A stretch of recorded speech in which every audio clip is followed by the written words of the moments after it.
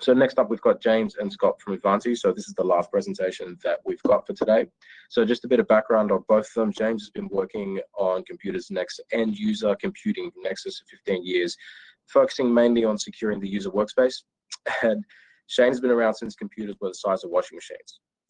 He's been part of 3 startups since 1995, 25-year plus career in different areas of cybersecurity, so very well credentialed as well. So the topic that they have is protecting against PowerShell attacks and malicious insiders. So I think we're going to cut straight to them.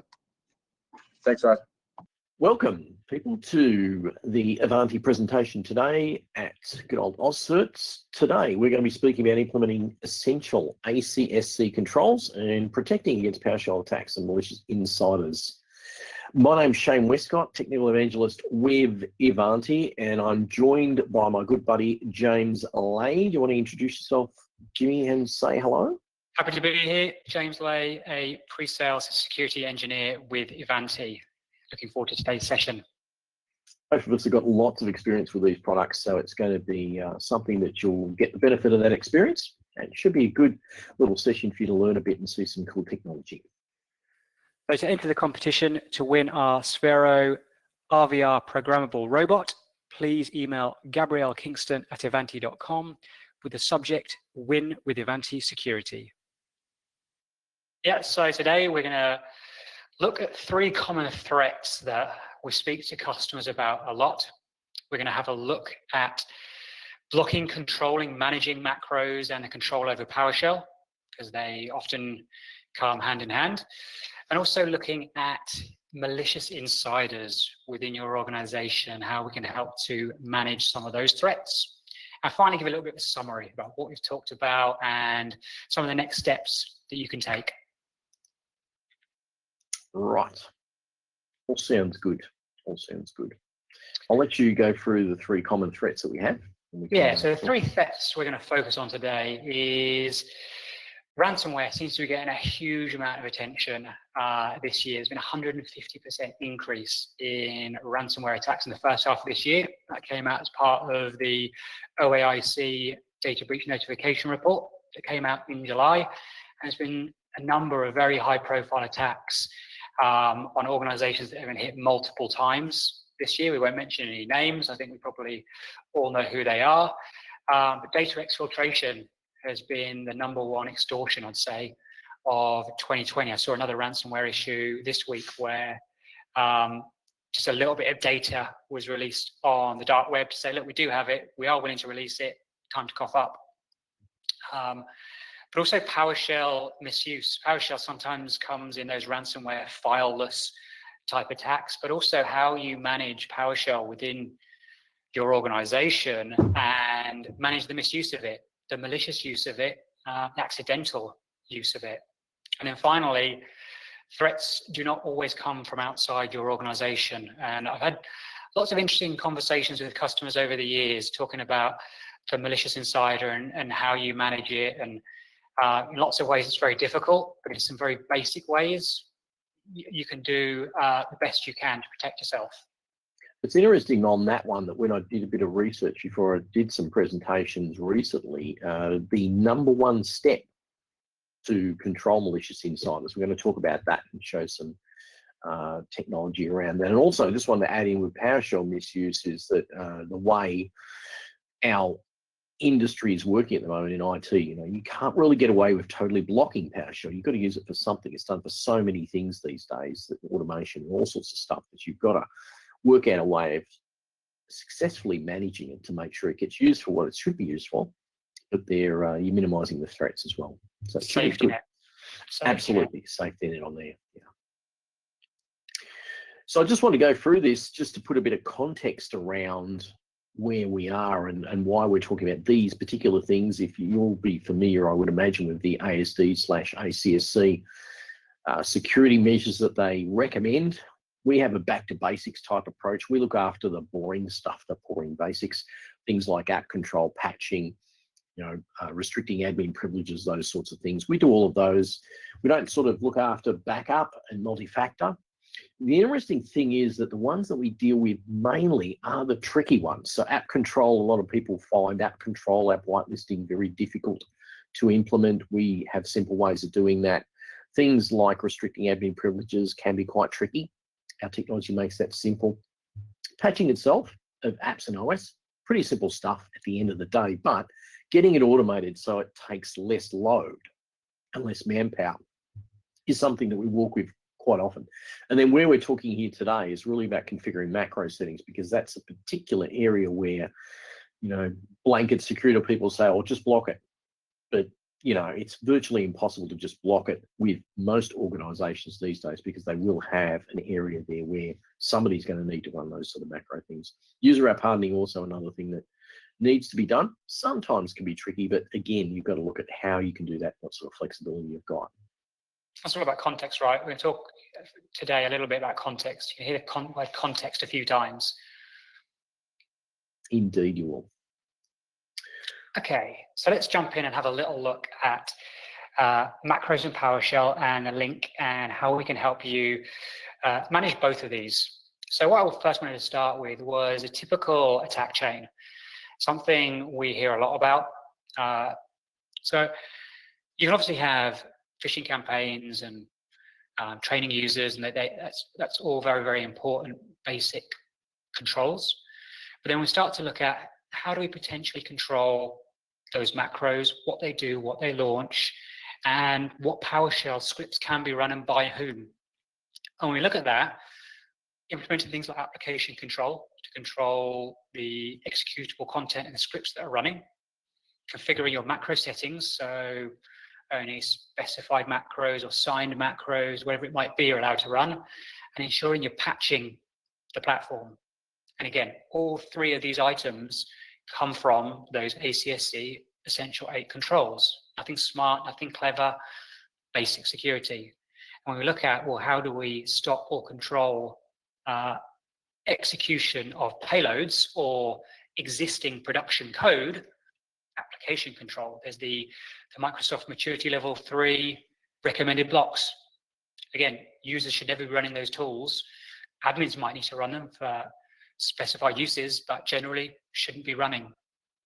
When we're looking at that execution and privilege escalation, privilege management, controlling what applications are running, and patching code vulnerabilities, all out of the ACSC Essential 8. And you guessed it, blocking the ransomware of the final payload. If we're only allowing approved IT software, then we're going to control against that final delivery. So no EDR here, no threat hunting, no artificial intelligence, just basic cyber hygiene. Just the boring basics, mate, but it's getting that foundational steps in place. It's always, you hear about people, rule to building a house, you've got to have good foundations. Doesn't matter how pretty the second floor windows are. If you don't have good foundations, the thing will fall down. Same with security, it's multi-layer. Everyone knows security is about layers. So you've got to get that boring basic layer sorted out at the bottom, and then that will cover most of your issues, especially around this subject we're talking now. An interesting conversation with a customer last week who said one of the real values he got from application control was the reduction in noise on his EDR platform. Yes. He can now see a lot less information, a lot less volume to look at exactly what's going on away from application control and basic blocking of non-corporate or IT-approved applications. Yeah, because you're going to need those platforms anyway. Anyone in a layered security defense in a large organization is going to be using EDR. What we're saying here is use the right tool for the job. And the right tool for this job is those boring basics that come out. And we have, one of the best ways of replicating those out and giving you lots of contextuality and flexibility in how you allow things and how you block things. Okay, so shifting a little bit across to one of the topics of today's conversation around PowerShell. So the ACSC have a enterprise guide for securing PowerShell and a maturity model that goes along with it. And PowerShell in itself it's not an insecure tool. It's just very widely used and very powerful. And when a threat actor knows that an organization is almost definitely using a tool or an application, then they know there's going to be vulnerabilities or there's going to be misconfiguration, and it's a great thing to attack. That's kind of, Shane, we talk a lot about patching. third-party applications. They know there's probably the top 5 that are going to be in your organization and probably unpatched. Yep. And that's very common. We talk to people about patching all the time. We always come across people who say, yeah, we think we're doing a pretty good job, and they are on the Windows side, but a lot of those vulnerabilities that do get attack vectors through them are all about the third-party products, because they take a lot more work and people are less likely to do them at the end of the day.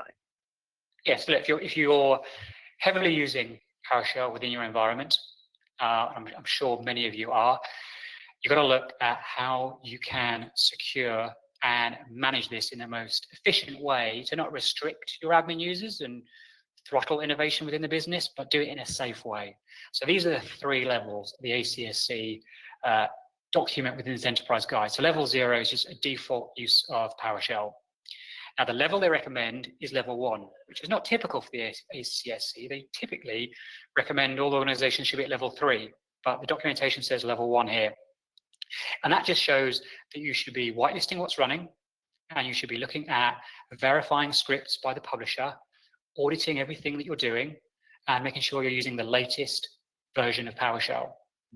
For level 2, you should be locking PowerShell down to specific users, so any specific users can do it, and making sure that you're hardening some of the WinRM and other features within PowerShell. And finally, for level 3, you should be constraining the use of PowerShell and looking at how privileges are used with PowerShell and who's using PowerShell, and locking it down that way also. So what I want to touch on now is just drop a little bit into how Ivanti can help you to adhere to elements of these maturity levels. We're definitely not going to do everything within this, but give you some of the controls that can help you further mature and get to where you want to be. So level 1, it's all about blocking and ensuring that only approved PowerShell scripts are running. So with our product, out of the box, PowerShell is blocked.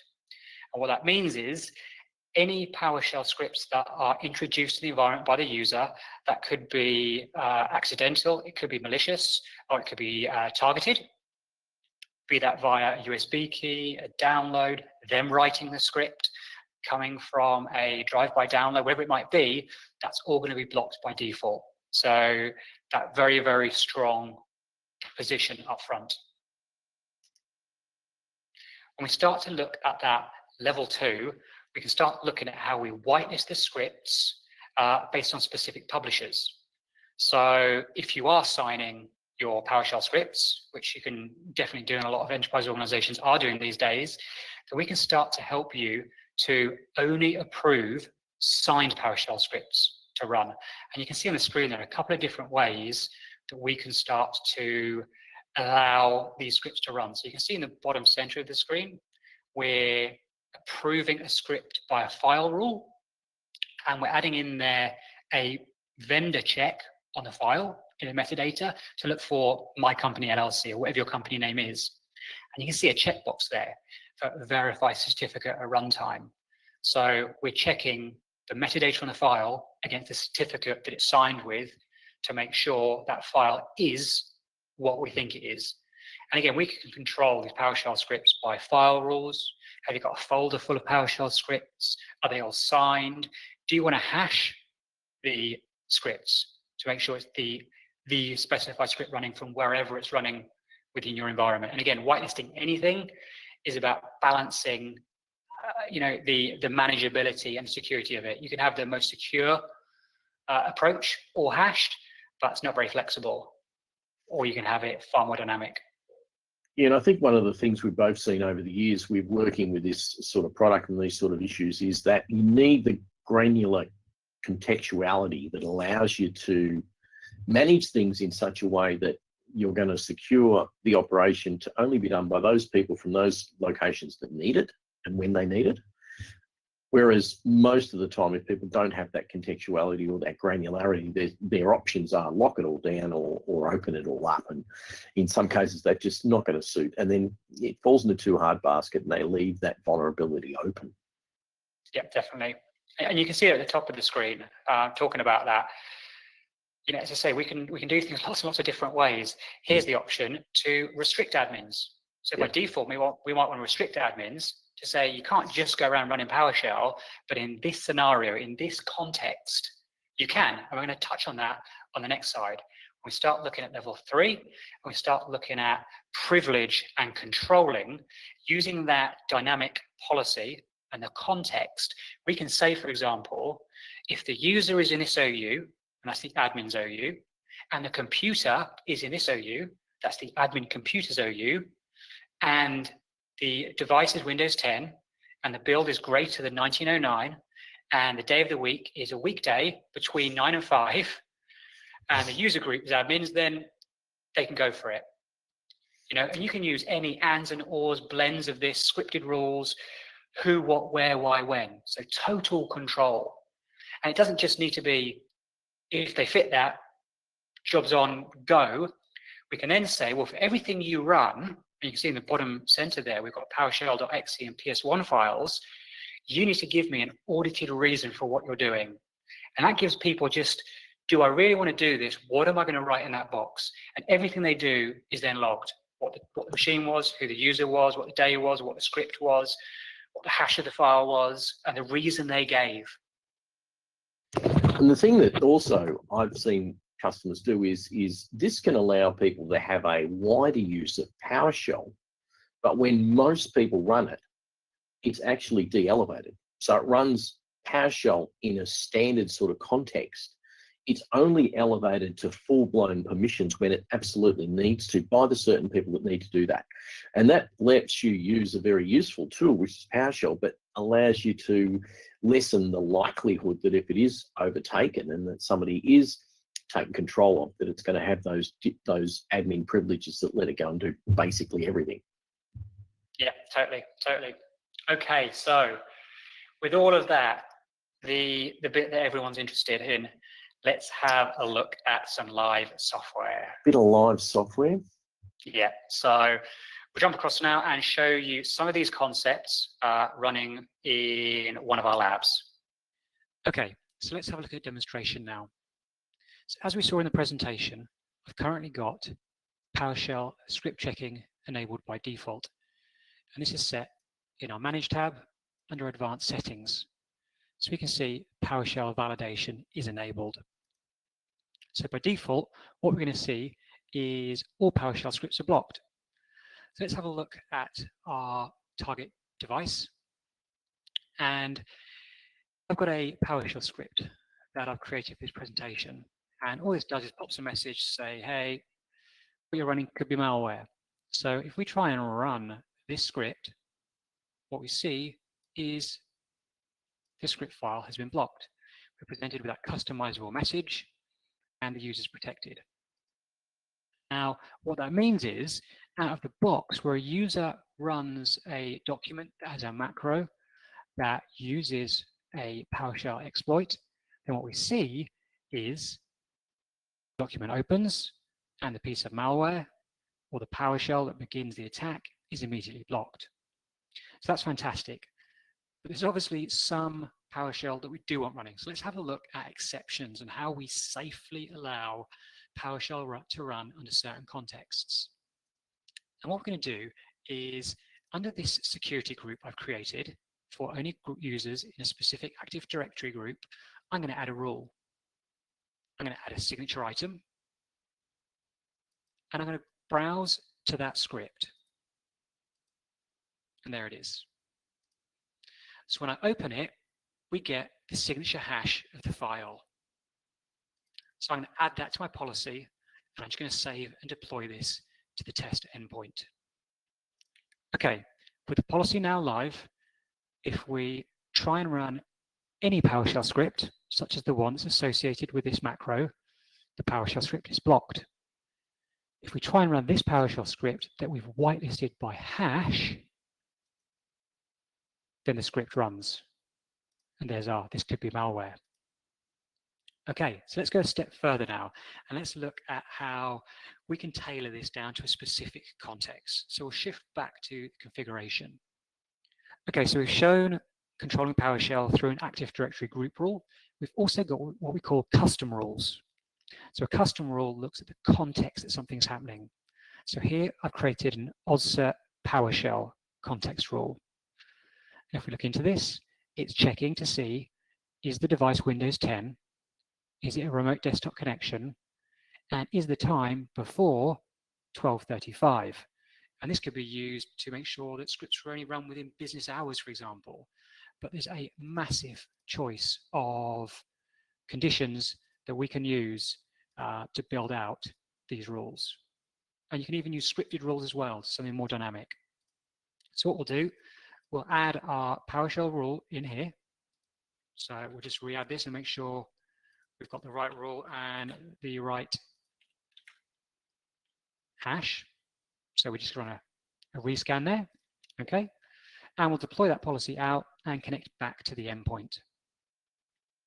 Okay, so if we come back to the endpoint now, what we're going to see, if we try and run the script, it's going to continue to run because we are on Windows 10. This is a remote desktop connection, and it is before 12:35, as we can see in the time in the bottom right-hand corner. So if I run this, we can see our PowerShell runs. Okay, and now let's wait till the clock hits 12:35 and see what happens. Okay, so it's now 12:36 and my context has changed. So if we try and run this PowerShell script now, it should be blocked. And there we go, the script is now blocked because the context has changed. So let's look at one more example. Let's see how we can control how macros allow PowerShell to run. So I've got two documents here with macros in. The first one, as we've seen a few times now, launches a malph.ps1 file from the temp directory. And the other one tries to launch this AusCERT PowerShell script. And both get blocked. Okay, what we're going to do now is build what we call a process rule. So this affects what is able to be spawned as a child process from any parent. In this instance, we're going to create an AusCERT PowerShell rule. So I'm going to copy in our script again. There it is. What we're going to do is we're going to say when Word is the parent process, we can define an exact file path, we can do a file name, we can do wildcards, we can use the metadata of the file, we can check the certificate at runtime to make sure that what is running is Microsoft Word. In this instance, we just use the path. So when Word.exe launches, it is allowed to run this hashed PowerShell script. Now we're going to save that and deploy it to the endpoint and see what happens. Okay, we're back on the endpoint. First of all, we'll run this WinWord file, and we can see the PowerShell script is blocked. If we now run the AusCERT Word document and the macro launches, we can see our PowerShell is running and our PowerShell script's been allowed to run. So again, here we're showing how we can allow specific PowerShell scripts based on a range of context, who the user is, what the device is, what the time is, what the configuration of the device is. So it's not an on or off. We can be very, very granular in controlling PowerShell. So the last thing I wanted to show on this one was part of our visibility and dashboarding platform. And this really, I guess, shows off a little bit the volume of information that we gather. So this is looking at some of the PowerShell data within our environment that we're capturing. So we have some real-time dashboarding and visibility capabilities that can be used to give you insights into what's happening in your environment.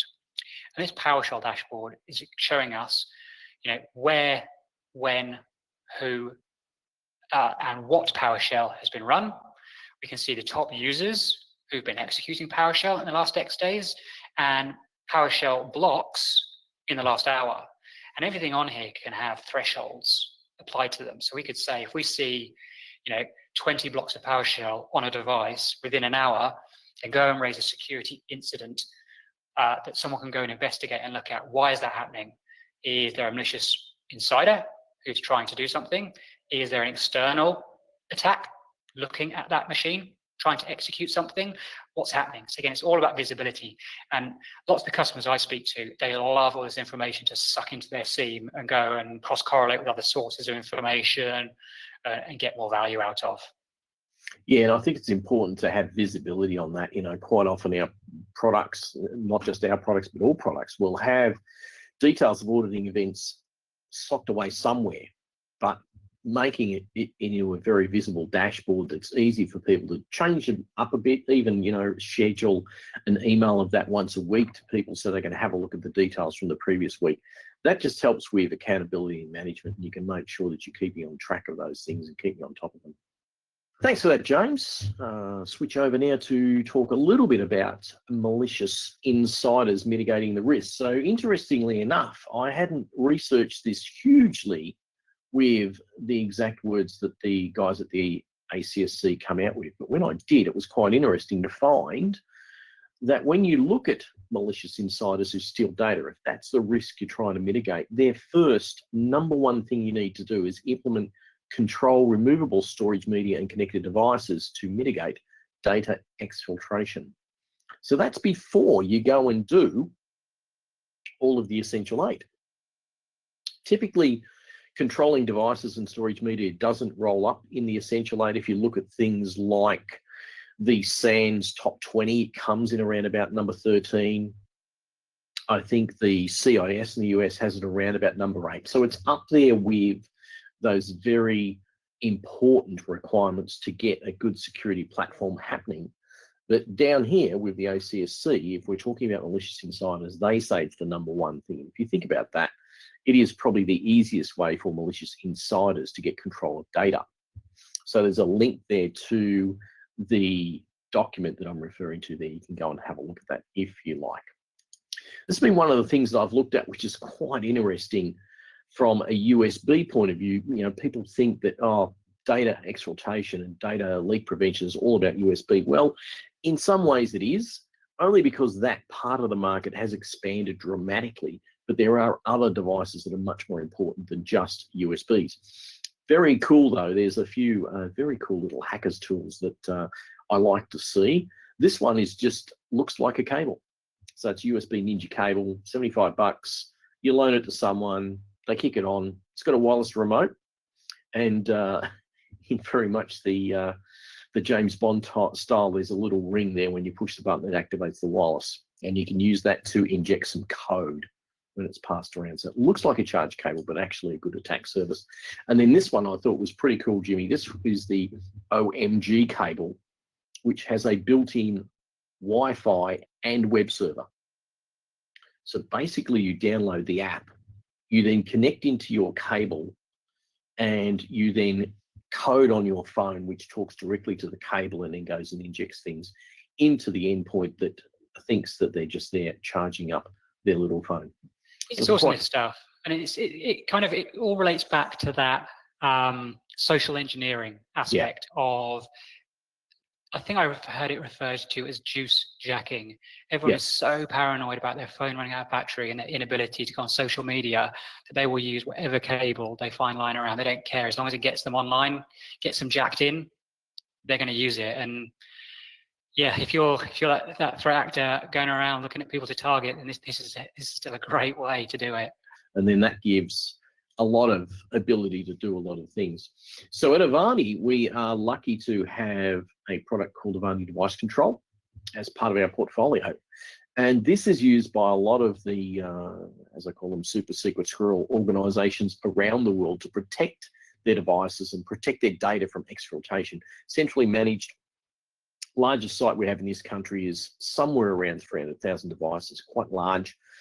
It will centralize well and be able to manage a very large number of users. Role-based access control for different functions in there, so quite flexible architecture.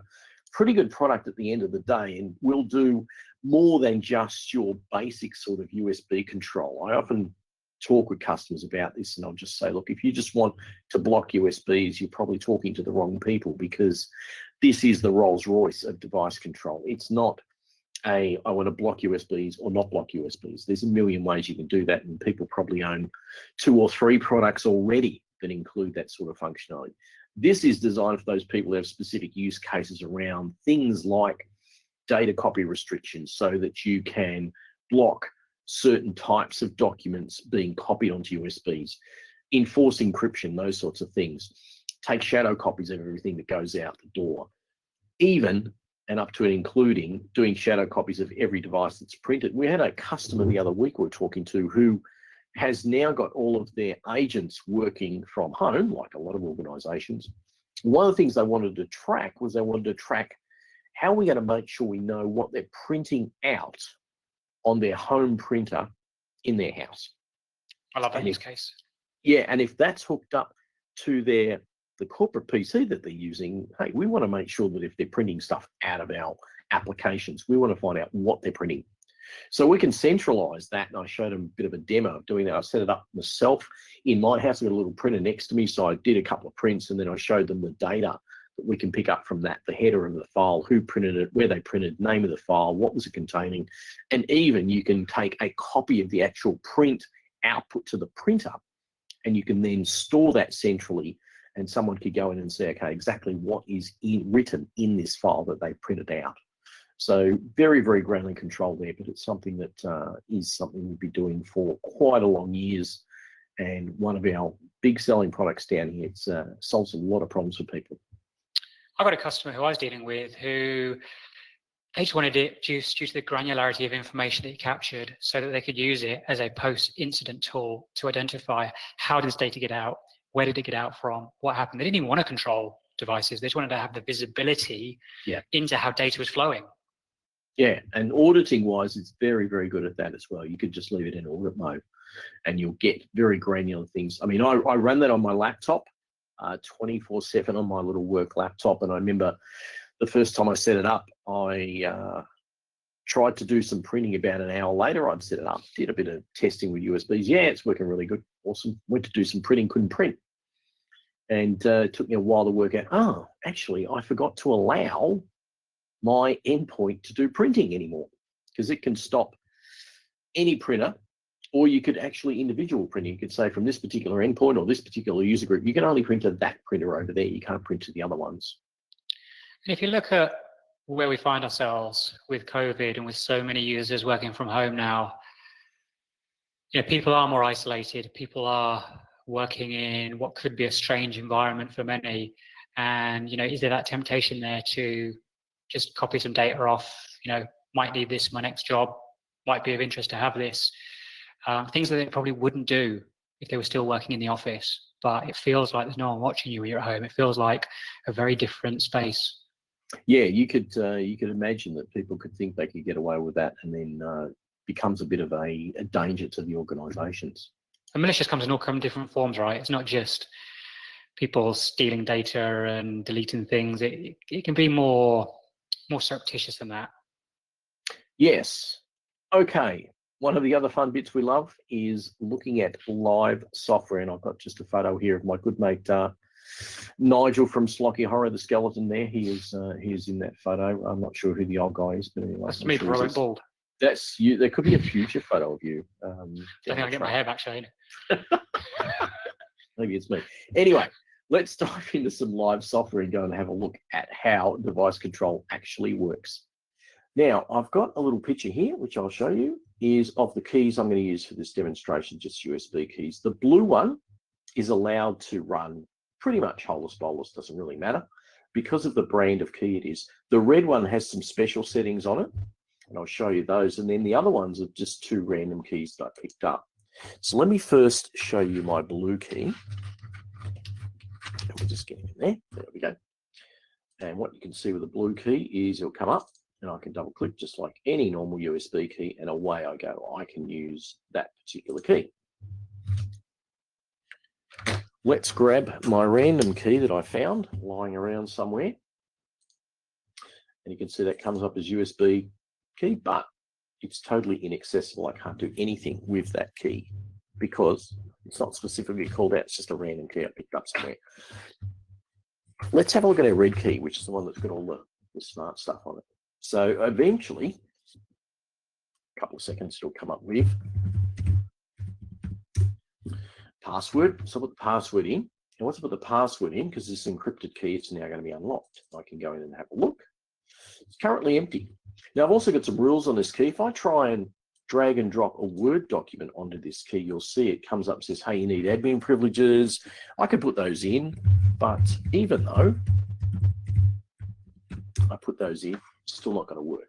Okay, so I've basically said you're not allowed to copy Word documents onto this key. You can drag and drop this Acrobat one here, and what that will do is that will just work. Now I've got another document here, also an Acrobat document. When I drop this one on, I get into the same loop as the administrative permissions, because if I show you that file, it has the word secret in it. Okay, and I've set up a policy here for DLP to say you are not allowed to copy any file that has the word secret in it. So a lot of our customers will do things like this for DLP. Let me show you a little bit of the Device Explorer and show you how that was configured. Under removable storage devices, I've got some overriding rules up here that say everyone's disabled. That's a low priority rule, so it can be overridden by high priority rules like these ones here. And what I've said is for everyone who's using one of these type of keys, it's got to be encrypted. I've got a filter set, so you can only do Acrobat, and I've got a DLP filter for Acrobat. If I show you that just quickly up here, you'll see that my DLP filter says contains secret. So if there's the word secret in an Acrobat document, it's going to get blocked. And then this one here, this special key, this is actually my blue key saying it's got free read and write and doesn't have to be encrypted. So a couple of cool things there. I've also, in this example, put on our shadowing option for our printers. If I go to our Log Explorer, I can show you a couple of things. Denied users, so you can see this is an ISO I was trying to access. I'd forgotten to turn on access for DVDs. You can look at things like everything today, and you've got a stack of things there. You've got live streaming, you've got printing that's been done, you've got all sorts of things turning on and off. If I go to shadow user per month and do a query on that, you'll see that shows me my file that I printed earlier today, or when this log file was. So it tells the computer the name of the file, the name of the printer, all sorts of things. You can even get a copy of that file so you can go and have a look and see exactly what it is that the user was trying to print off. So let's move on now and just summarize what we've been talking about. And I'll let James take us through a couple of these, and we'll just talk about sort of next steps and things. Yeah, so I suppose just to map back to those three key threats that we talked about at the start of the session. The first one was around ransomware and PowerShell and macros.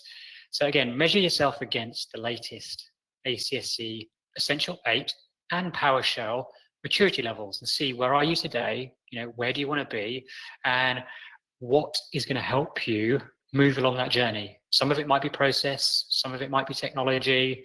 What do you need to move along? And look at your malicious inside threat level. Has that changed as COVID's occurred? Has that changed due to other factors? Is that something that you've just never really analyzed before, or analyzed potentially in the realms of data? And finally, we would love you to come to the Ivanti booth and have a chat with us about some of our experiences in all of the things that we've talked about today. Yeah, and that's one of the things that we love doing, is listening to customers tell us about their challenges, and we can relate some of the stories from the customers that we've been working with as well. From myself and James, between the two of us, we've probably got 25 years or so experience with some of these security products between us. So it's been a long road of talking to lots and lots of customers and getting lots and lots of ideas around use cases. One of the great things about having products that have been in the market for a long time helping customers is you do get a lot of great features that customers suggest that get into the product. So when we go and talk to most customers, we're pretty confident that we're going to have some ability to configure it to meet the context that they're actually after. So it's been a great pleasure to be able to share with you guys. James, well done on the demo and stuff, and some good points you've made in there. We'll spend some time on the booth and see if we get some nice people coming and talking to us. Yeah, thank you very much for your time, and I'm sure everyone will have a great conference.